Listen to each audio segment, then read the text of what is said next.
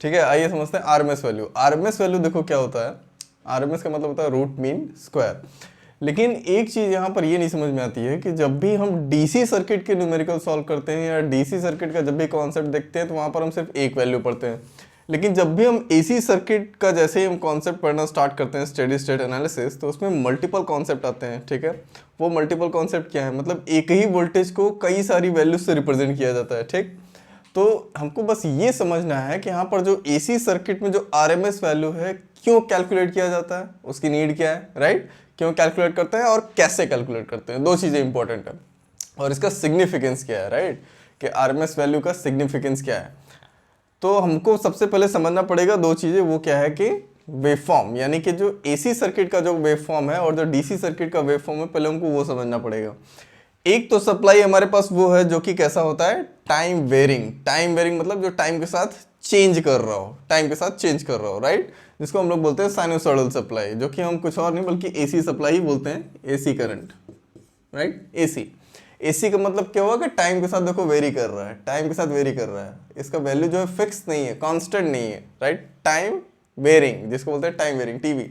लेकिन एक दूसरी जगह एक और सप्लाई है जो कि कैसा है, कांस्टेंट, मतलब किसी भी टाइम पर अगर हम यहाँ पर देखें तो हर टाइम पर इसकी वैल्यू क्या है, same, constant, DC supply, DC, DC.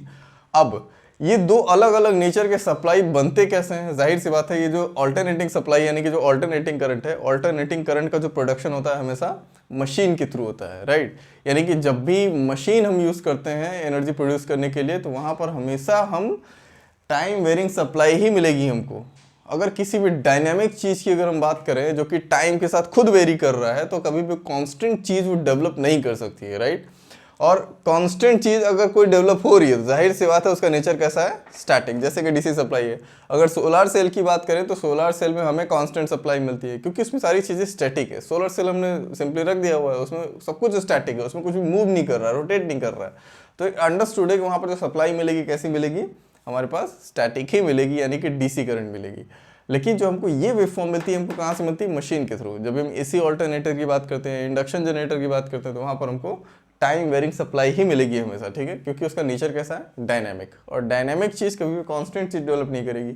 लेकिन अब आप ये क्वेश्चन पूछोगे कि डीसी मशीन भी होती है, डीसी जनरेटर, तो डीसी जनरेटर तो डीसी बनाता है, जबकि है तो डायनामिक, उसमें भी रोटर होता है, स्टेटर होता है। लेकिन डीसी जनरेटर में एक कंपोनेंट यूज किया जाता है जिसका नाम होता है कम्यूटेटर, और बिना कम्यूटेटर के जो डीसी होता है वो डीसी जनरेटर, जब डीसी जनरेटर जो प्रोड्यूस होता है वहां पर जो एनर्जी प्रोड्यूस होती है वो पहले एसी को डीसी में कन्वर्ट करता है कम्यूटेटर।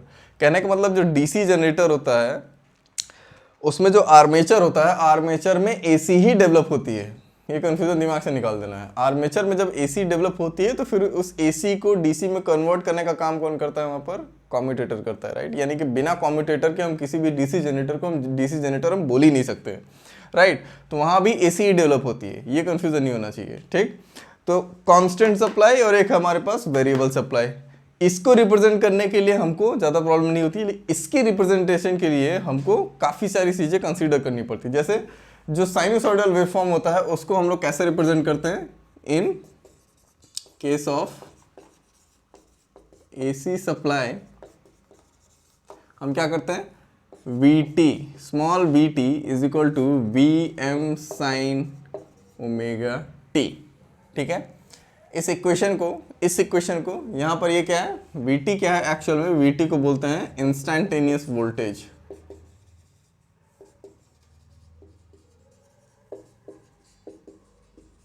जिसकी यूनिट क्या है, volt, no doubt, right. Instantaneous voltage का मतलब Vt, यानी कि यहाँ पर आप देख सकते हो किसी भी टाइम पर जो वोल्टेज की वैल्यू है वो चेक की जा सकती है इस पर्टिकुलर वैल्यू से। तो किसी भी टाइम पर किसी भी एंगल पर, यानी क्योंकि यहाँ पर देख सकते हैं जो वेरिएशन है इस वोल्टेज का वेरिएशन इसके बेस पर किया गया है। यानी कि साइन का जो एंगल है, जितना साइन का एंगल होगा उसके हिसाब से इसकी टोटल वैल्यू जो है वो चेंज होगी, इंस्टैंटेनियस वैल्यू। तो इंस्टैंटेनियस मतलब किसी भी इंस्टेंट पर अगर मुझे वैल्यू चेक करनी है तो सबसे पहले सपोज मैं यहाँ पर अगर मुझे वैल्यू चेक करनी है तो मुझे ये पता करना पड़ेगा कि इस पर्टिकुलर पॉइंट पर कितना एंगल है यहाँ पर, क्योंकि वो एंगल ही बताएगा कि यहाँ पर इसकी वैल्यू कितनी होनी चाहिए इंस्टैंटेनियस, यानी कि किसी भी पर्टिकुलर पॉइंट पर हम वैल्यू कितनी है उसको चेक कर रहे हैं। Vm क्या है यहाँ पर, मैक्सिमम वैल्यू, मैक्सिमम वोल्टेज, इसकी भी यूनिट क्या होगी, अंडरस्टूड है, वोल्ट, राइट। ओमेगा टी को बोलते हैं आर्ग्यूमेंट, राइट। आर्ग्यूमेंट मतलब वो बहस वाला आर्ग्यूमेंट नहीं, आर्ग्यूमेंट। इस ओमेगा टी है, इसकी यूनिट क्या होती है, रेडियंस। उसके बाद इस ओमेगा टी में आप देखोगे दो कंपोनेंट है, एक हमारा ओमेगा है, ये ओमेगा, ओमेगा को क्या बोलते हैं, एंगुलर फ्रीक्वेंसी,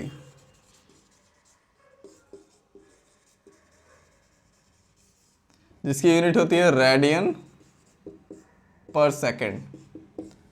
मतलब हर सेकेंड में कितना एंगुलर चेंज हो रहा है, दैट इज कॉल्ड ओमेगा। और टी क्या है यहाँ पर, टाइम, नो डाउट, जिसकी यूनिट क्या है, सेकेंड्स, ठीक है। तो यहाँ पर जब सेकेंड्स और सेकेंड्स कैंसिल होगा तो बचेगा क्या, सिर्फ रेडियन, ओमेगा टी, राइट। तो ओमेगा टी जो आर्ग्यूमेंट जिसको हम लोग बोल रहे हैं कुछ नहीं, बस वो क्या है, जो एक्स एक्सिस पर जो रिप्रेजेंटेशन कर रहे हैं ओमेगा टी, यानी कि एंगल, साइन का जो एंगल है वो किस पे डिपेंड कर रहा है, एंगुलर फ्रीक्वेंसी और टाइम पर, उन दोनों के प्रोडक्ट पर, आर्ग्यूमेंट, राइट। अब ये तो ये रिप्रेजेंटेशन रहा कि हम एसी सर्किट में कैसे हम इंस्टेंटेनियस वोल्टेज को कैलकुलेट करते हैं। लेकिन यहाँ पर अब देखो और भी दो टर्मिनोलॉजीज यहाँ पर एक्स्ट्रा आती है, वो क्या है, V R M S calculate करते हैं और वी एवरेज भी कैलकुलेट करते हैं। वी आर एम एस को बोलते हैं आर एम एस वोल्टेज, इसको क्या बोलते हैं, एवरेज वोल्टेज,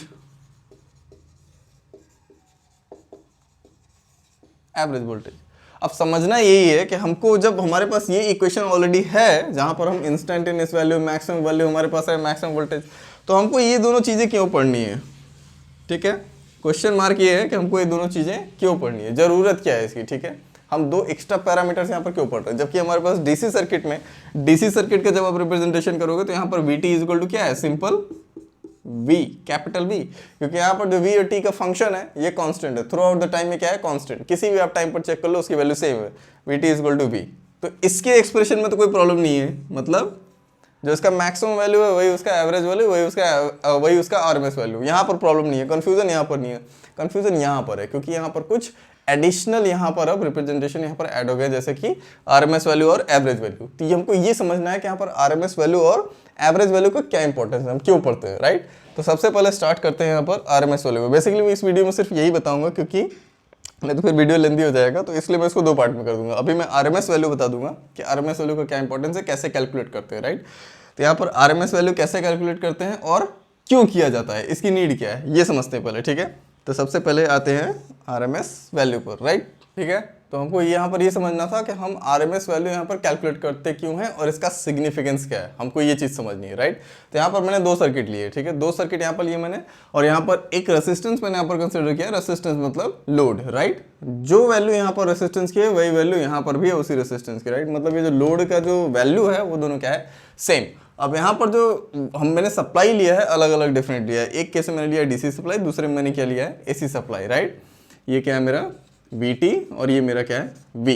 अब देखो, अब जो यहाँ पर अगर मैं हीट अगर कैलकुलेट करता हूँ, अगर heat developed in both circuit, heat developed अगर मैं कैलकुलेट करता हूँ तो पहले में जब मैं हीट कैलकुलेट करूँगा तो मेरा क्या आएगा, जो मेरा हीट आएगा वो कितना आएगा, यहाँ पर मैं बेटर है कि DC लिख देता हूँ, मतलब DC सप्लाई के साथ टोटल हीट कितनी डेवलप हो रही है। तो कैसे कैलकुलेट करूँगा, हीट का सिंपल सा फॉर्मूला होता है I².R, ये क्या है, पावर, और पावर को जब मल्टीप्लाई कर देंगे that is nothing but the heat, right, या एनर्जी जितना कंज्यूम है, पावर लॉस इसी को तो बोलते हैं, इतना हीट मेरा डेवलप होगा। अब यहाँ पर ये तो रहा डीसी का केस, यहाँ पर तो करंट एक ही थी, लेकिन यहाँ पर जब हम एसी के सर्किट में जब हम यहाँ पर जब कैलकुलेट करेंगे तब हम यहाँ पर हमको यहाँ पर एक कन्फ्यूजन होगा। जब हम यहाँ पर हीट जब कैलकुलेट करेंगे तो हम जब एसी सर्किट में जब हीट कैलकुलेट करेंगे तो हमारे पास वैल्यूज तो तीन है, हमारे पास तीन वैल्यूज है, क्योंकि यहाँ पर जो करंट जा रही है इंस्टेंटेनियस करंट जा रही है, तो हमारे पास तीन वैल्यूज है। एक तो वैल्यू ये है कि या तो हम Im² करें, राइट, या फिर I एवरेज करें, या फिर AC is equal to IRMS का स्क्वायर डॉट RT करें, क्योंकि पॉसिबल तो तीनों है ना, करंट की वैल्यू तो तीनों है, maximum value, average value, RMS value, तो हम इसमें से कौन सा लेंगे। तो प्रॉब्लम यही है, यहाँ पर हमारे पास यहाँ पर मल्टीपल यहाँ पर वैल्यूज है करंट की, मल्टीपल वैल्यूज ऑफ करंट। तो हम यहाँ पर जो आरएमएस वैल्यू जो कैलकुलेट करके जो यहाँ पर फॉर्मूला इसका नया बनाया गया है, जिसमें हम लोग आरएमएस वैल्यू कैलकुलेट करते हैं इस पर्टिकुलर वेवफॉर्म का, कि इस पर्टिकुलर वेवफॉर्म का कितना आरएमएस वैल्यू है, root mean square value, right. तो वो जो रूट मीन स्क्वायर वैल्यू होता है एक्चुअल में क्या होता है, इस पर्टिकुलर वेवफॉर्म का, इस पर्टिकुलर सर्किट का वो क्या होता है, हीट एक्विवेलेंट। कहने का मतलब जितना हीट यहाँ पर इस सर्किट में डेवलप हो रहा है, इसमें जितनी हीट बन रही है वो सेम हीट बनेगी, उतनी ही हीट बनेगी इसमें, सेम हीट जितनी हीट इसमें बनी इस करंट से आई से, उतनी ही हीट इस सर्किट में बनेगी कौन सी करंट से, आरएमएस वैल्यू से, राइट। इसका मतलब ये जो हीट एक्विवेलेंट पैरामीटर है ये वाला और ये नीचे वाला, एक्चुअल में ये दोनों क्या है, हीट एक्विवेलेंट।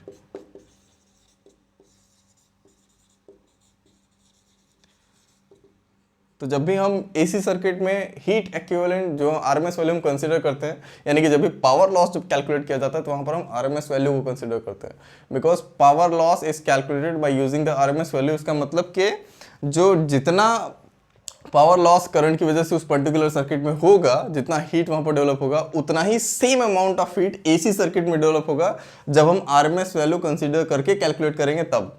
यानी कि जो WHDC है एक्चुअल में यहां पर देखा जाए, जो WHDC है वो क्या होगा, WHAC।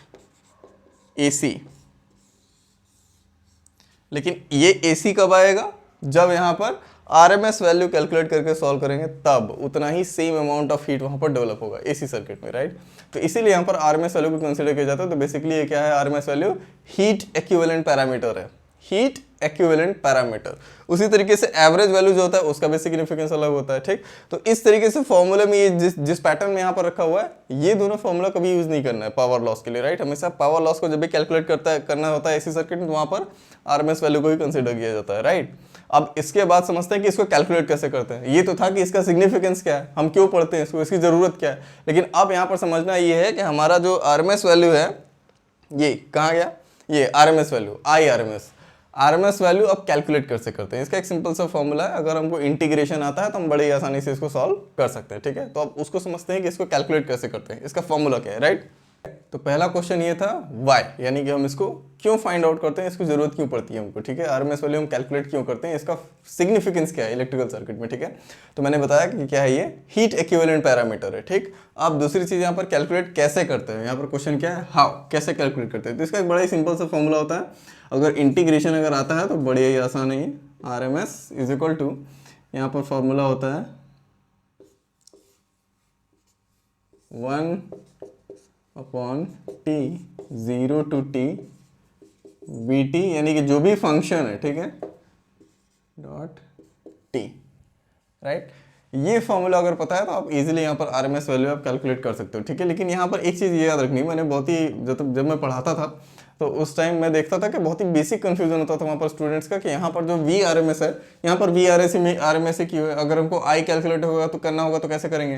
अरे भाई, तो जो वेवफॉर्म दिया हुआ है, वेवफॉर्म में जो भी यहाँ पर फंक्शन है उसी का हम लोग RMS वैल्यू कैलकुलेट कर रहे हैं। अब ये चाहे वोल्टेज दिया हो या करंट का वेवफॉर्म दिया हो या किसी का भी वेवफॉर्म दिया हो, फॉर्मूला उसके हिसाब से चेंज हो जाएगा। अगर ये वेवफॉर्म यहाँ पर, अगर करंट की वेवफॉर्म अगर यहाँ पर दी है तो हम यहाँ पर सिंपली क्या कर देंगे, IRMS कर देंगे, यहाँ पर IT कर देंगे। तो जिसकी भी वेवफॉर्म दी है हम उसी का RMS वैल्यू कैलकुलेट कर रहे हैं, राइट। हम यहाँ पर स्पेसिफिकली वोल्टेज का नहीं कर रहे हैं, यहाँ पर मैंने वोल्टेज की वेवफॉर्म कंसिडर की है, इसीलिए मैं यहाँ पर क्या कर रहे हैं, VRMS कैलकुलेट कर रहे हैं। तो ये दिमाग से एकदम कंफ्यूजन निकाल देना है। T यहाँ पर क्या है, टाइम पीरियड। यहाँ पर जो AC वेवफॉर्म होता है इसका टोटल टाइम पीरियड कितना होता है, 2π। टाइम पीरियड मतलब एक साइकिल, यानी कि एक साइकिल कंप्लीट करने में उसको कितना टाइम लग रहा है, तो यहाँ पर कितना है, 2π। तो यहाँ पर अगर हम कैलकुलेट करके भी दिखाऊंगा मैं कि एसी वेवफॉर्म का हम आरएमएस वैल्यू कैसे कैलकुलेट करते हैं, राइट। सिंपल हमको इस फॉर्मूले में हमको सब कुछ रख देना है, जैसे जो एज इट इज जैसे दिख रहा है वैसे हमको यहाँ पर सब पुट कर देना है, ठीक। तो VT जो है यहाँ पर V ऑफ T, ये क्या है, इस पर्टिकुलर वेवफॉर्म का फंक्शन है, मैथमेटिकल फंक्शन, ठीक है। तो यहाँ पर देखें, इन केस ऑफ AC अगर हमको कैलकुलेट करना है, इन case of AC waveform, in case of AC waveform यहाँ पर T कितना है, 2π, ठीक है। टाइम पीरियड कितना है यहाँ पर, 2π में एक साइकिल कंप्लीट कर रहा है, राइट। उसी तरीके से यहाँ पर जो VT है उसका तो हमको पता है ये फंक्शन क्या होता है, Vm sin ओमेगा t। अब इन दोनों चीज़ों को इस फॉर्मूले में रख दो। अगर आपको VRMS कैलकुलेट करना है तो यहाँ पर कितना हो जाएगा, √1/2π 0 to 2π। उसके बाद VT कितना है, ये पूरा है, राइट। तो VT का स्क्वायर तो Vm साइन ओमेगा टी इसका होल स्क्वायर। अब यहाँ पर एक चीज़ और ध्यान देनी है, यहाँ पर dt लिखा हुआ है क्योंकि यहाँ पर मैंने फंक्शन क्या लिखा हुआ था, v ऑफ t, तो यहाँ पर t की रिस्पेक्ट में इंटीग्रेशन था, लेकिन यहाँ पर फंक्शन क्या है, ओमेगा t, तो हम यहाँ पर इंटीग्रेशन किसके रिस्पेक्ट में करेंगे, ओमेगा t। ये चीज़ का याद रखना है, जिस भी फंक्शन का टाइम, जिस भी टाइम का या जिस भी रिस्पेक्ट में हम कर रहे हैं वहाँ पर फंक्शन बना रहे हैं, उसी की रिस्पेक्ट में हमको यहाँ पर इंटीग्रेशन करना है, राइट। तो अब ये हमारे पास आ गया, बस इसको सॉल्व करते हैं, हमारे पास VRMS कैलकुलेट होकर आ जाएगा। तो इसको मैं अगर आगे और बढ़ाऊँ तो ये हो जाएगा। अब इस पूरे फंक्शन में हमको एक चीज दिख रही होगी कि यहाँ पर इसका स्क्वायर, दो चीजें दिख रही हैं, तो Vm का स्क्वायर जो होगा वो तो बाहर आ जाएगा क्योंकि Vm स्क्वायर क्या है, कांस्टेंट, क्योंकि हम किसके रिस्पेक्ट में इंटीग्रेशन कर रहे हैं, ओमेगा टी, राइट। ये हो जाएगा 0 to 2 पाई। अब अंदर बचा क्या, sign square omega T D omega T, ठीक है। अब इसके बाद हमको इसको कन्वर्ट करना पड़ेगा क्योंकि हम इसको डायरेक्टली इंटीग्रेट कर नहीं सकते, तो हम इसको क्या करेंगे, ब्रेक करेंगे, ठीक है, यूजिंग ट्रिग्नोमेट्रिकल मेथड। तो हम इसको ब्रेक कर सकते हैं, इसको दूसरे फॉर्म में हम लिख सकते हैं। तो इसके नेक्स्ट वाले जो साइकिल में आएगा वो क्या आएगा, 2 साइन स्क्वायर थीटा, राइट, ये फॉर्मूला होता है। अब यहाँ पर जो थीटा है एक्चुअल में वो क्या है, ओमेगा टी, तो इसको रिप्लेस कर देते हैं। तो इस केस में क्या हो जाएगा, 2 omega T is equal to 1 minus 2 sine square omega T. अब ध्यान से देखना है उस फंक्शन में वहाँ पर क्या था, ये साइन स्क्वायर ओमेगा टी, यहाँ पर मैं लिख देता हूँ क्योंकि theta is equal to omega T, उस पर्टिकुलर सिचुएशन के लिए यहाँ पर थीटा क्या था, ओमेगा टी। तो यहाँ पर अब हमको क्या निकालना है, साइन स्क्वायर ओमेगा टी, तो साइन स्क्वायर ओमेगा टी क्या हो जाएगा हमारा, 1 minus cos 2 omega T divide by 2। अब इस फंक्शन को उस इक्वेशन में वापस ले जाते हैं तो क्या आ जाएगा हमारा, यहाँ पर आ जाएगा VRMS is equal to under root Vm square 2 pi 0 to 2 pi, ये फंक्शन आ जाएगा क्योंकि हमने साइन स्क्वायर ओमेगा टी को रिप्लेस कर दिया, तो हमारे पास ये आ जाएगा 1 minus cos 2 omega T divide by 2 integration of D omega T. अब इसको अलग अलग इंटीग्रेट कर लेते हैं तो कितना आ जाएगा, इसको जब आप इंटीग्रेट कर लोगे तो ये Vm स्क्वायर 2 पाई तो अपनी जगह पर, राइट। उसके बाद ये कितना आ जाएगा, 1/2 का इंटीग्रेशन जब आप करोगे डी ओमेगा टी का, आई होप कि इंटीग्रेशन आपको आता होगा अच्छे से, तो यहाँ पर मैं डायरेक्टली अगर वैल्यू लिख दूँ तो ज़्यादा बेटर रहेगा, ठीक है। तो इसका इंटीग्रेशन जब आप करेंगे तो यहाँ पर आपका आएगा omega T divide by 2, right, इतना आएगा। तो अब यहाँ पर लिमिट्स रख देंगे आप, तो जब आप लिमिट्स रखेंगे, सिंपल देखो इंटीग्रेशन है यार, ठीक है। यहाँ पर जब आप लिमिट रखेंगे 2 पाई, जब आप रखेंगे 2 पाई अपॉन 2, राइट, तो यहाँ पर बचेगा, जब आप अपर लिमिट रखेंगे इसमें तो यहाँ पर आएगा, यहाँ पर रखेंगे 2 पाई, तो यहाँ पर 2 पाई डिवाइड बाई 2 बचेगा सिर्फ पाई। 2 पाई जब भी हमेशा पाई से जब भी मल्टीप्लाई होता है साइन, तो हमेशा उसकी वैल्यू होती है 0 माइनस। अब लोअर लिमिट तो ये क्या है 0, यहाँ पर भी ओमेगा टी 0 है तो ऑलरेडी यहाँ पर क्या आ जाएगा 0। तो यहाँ पर बचेगा सिर्फ क्या, अंदर बचेगा सिर्फ अंदर Vm square 2 pi into pi. तो यहाँ पर अगर आप देखोगे तो ये पाई पाई आपका कैंसिल हो जाएगा, बचेगा अंदर क्या, सिर्फ Vm स्क्वायर डिवाइड बाई 2। तो इसको जब आप फर्दर है तो आप आगे लिखोगे तो यहाँ पर आ जाएगा VRMS is equal to Vm divide by √2। ये आपका RMS वैल्यू आ गया किसके लिए, AC वेवफॉर्म के लिए, ठीक है। यानी कि साइनोसॉइडल वेवफॉर्म का अगर मुझे RMS वैल्यू निकालना है तो कैसे कैलकुलेट करेंगे, इसी पर्टिकुलर सेम प्रोसेस यानी कि सेम फॉर्मूला हम लोग यूज करेंगे और उससे हम RMS वैल्यू इजीली कैलकुलेट कर सकते हैं, ठीक है। तो बस हमको याद क्या रखना है कि यहाँ पर अगर हमको इंटीग्रेशन अगर हमको अच्छे से आता है, ठीक है, इंटीग्रेशन अगर अच्छे से आता है तो बहुत ही ईजिली तरीके से हम यहाँ पर RMS वैल्यू हम कैलकुलेट कर सकते हैं। तो अब यहाँ पर देख सकते हैं कितनी आसानी से मैंने यहाँ पर RMS वैल्यू कैलकुलेट कर लिया। तो ये जो रिलेशन आता है ये इस तरीके से आता है। अब उसी तरीके से अगर हम डीसी वेवफॉर्म को अगर हम देखें कि डीसी वेवफॉर्म का जो आरएमएस वैल्यू होता है वो कितना होता है, तो अभी देख लेते हैं कितना होता है, राइट। पर डीसी वेवफॉर्म में जैसे कि मैंने यहाँ पर बनाया हुआ है, इस डीसी वेवफॉर्म में आप देख सकते हैं कि किसी भी पर्टिकुलर टाइम पर अगर आप देखोगे तो जो वैल्यू है वी की वो क्या है, कांस्टेंट। यानी कि टी आप लो चाहे 2t लो या 3t लो या 4t लो, किसी भी पर्टिकुलर टाइम पर देखोगे उसकी वैल्यू क्या है, सेम कांस्टेंट। अगर 5 वोल्ट है तो 5 वोल्ट ही रहेगा, 10 वोल्ट है तो 10 वोल्ट ही रहेगा, राइट। तो यहाँ पर किसी भी पर्टिकुलर टाइम पर वैल्यू क्या है, कांस्टेंट। अब यहाँ पर अगर हमको आरएमएस वैल्यू अगर कैलकुलेट करना है अगर डीसी वेवफॉर्म का, तो फॉर्मूला तो सेम ही यूज होगा, उसके लिए कोई अलग तो फॉर्मूला रहेगा नहीं, राइट। तो यहाँ पर इस फॉर्मूले में अब हमको दो चीज़ यहाँ पर देखनी पड़ेगी जब भी कैलकुलेट करना होगा, एक तो हमको टाइम पीरियड और दूसरी चीज़ फंक्शन। तो यहाँ पर जो v ऑफ टी का जो फंक्शन है, v ऑफ टी का फंक्शन यहाँ पर आप देख सकते हो, इसमें जो वैल्यू है हर पॉइंट पर कांस्टेंट है। इसका मतलब जो फंक्शन है ऑब्वियसली क्या है, v, क्योंकि यहाँ पर साइनसॉइडल वेवफॉर्म में देख सकते हैं यहाँ पर जो v ऑफ टी की जो वैल्यू थी वो फंक्शन ऑफ साइनसॉइडल थी, फंक्शन ऑफ साइन थी, साइन का फंक्शन था। तो इसीलिए यहाँ पर जो वैल्यू थी Vm को, मैक्सिमम वैल्यू को जब साइनसॉइडल यानी कि साइन के एंगल से जब मल्टीप्लाई कर रहे थे तब उसकी इंस्टेंटेनियस वैल्यू निकल रही थी, वहां पर वो साइन पर डिपेंड कर रहा था, राइट। तो वहां पर जो वैल्यू थी वो वेरिएबल थी, लेकिन यहाँ पर वैल्यू क्या है, कांस्टेंट। तो यहाँ पर फंक्शन क्या है, सिंपल v। और यहाँ पर जो टाइम पीरियड है यानी कि इस टाइम पीरियड की बात करें, इस टाइम पीरियड की, तो अब यहाँ पर टाइम पीरियड चाहे आप कुछ भी ले लो, यहाँ पर t ले लो, 2t, 3t, 4t, 5t, 6t, कुछ भी आप वैल्यू ले लो, किसी भी वैल्यू को आप कंसिडर करके सॉल्व करोगे, आरएमएस वैल्यू आपका क्या आएगा, सेम ही आएगा। तो मैंने यहाँ पर कोई भी वैल्यू ले ली, मैंने सपोज ले लिया यहाँ पर t ही ले लिया मैंने, क्योंकि वैल्यू तो सब पर सेम ही है, जो v की वैल्यू है वो किसी पर्टिकुलर टाइम पर क्या है, सेम। तो आप कोई भी वैल्यू ले लो, तो t इक्वल टू मैंने ले लिया t।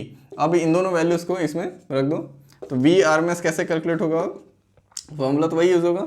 तो इस फॉर्मूले में 1/t की वैल्यू मैंने यहाँ पर क्या रख दी, t, राइट। उसके बाद 0 to t, v of t जो फंक्शन है हमारा वो क्या है, कैपिटल v, तो कैपिटल v का स्क्वायर डॉट किसके रिस्पेक्ट में कर रहे हैं, t, राइट। अब इसको सॉल्व कर लेते हैं, ये कितना आ जाएगा, v RMS is equal to 1/t।